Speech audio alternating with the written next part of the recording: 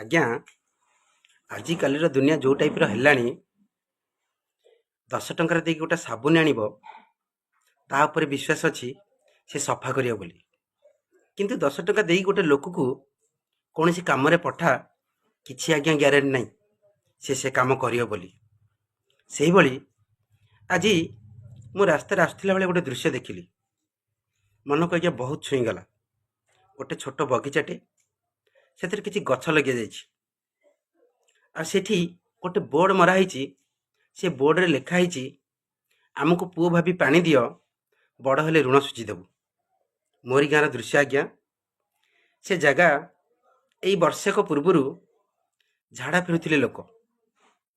ଏଇ ମୋ ଗାଁର କିଛି ଆଦର୍ଶ ପିଲାମାନଙ୍କ ଦ୍ୱାରା ସେଠି ସୁନ୍ଦର ସୁନ୍ଦର ଫୁଲ ଗଛ ଲଗାଇଛନ୍ତି, ଆହୁରି ଅନେକ ପ୍ରକାର ଗଛ ମଧ୍ୟ ଲଗାଇଛନ୍ତି। ଆଉ ବଗିଚାକୁ ଏତେ ସୁନ୍ଦର ଭାବରେ ବାଡ଼ ବାନ୍ଧିକି ସଜାଇଛନ୍ତି, ଆଜ୍ଞା ମନକୁ ଛୁଇଁଗଲା।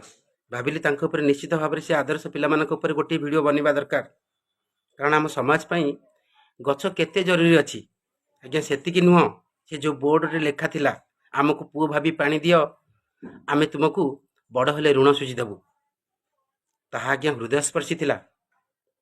ଗଛ ଆଜ୍ଞା ଖାଲି ଋଣ ସୁଝିବନି, ଡବଲ ଋଣ ସୁଝିବ। ତେଣୁ ସେ ପିଲାମାନଙ୍କୁ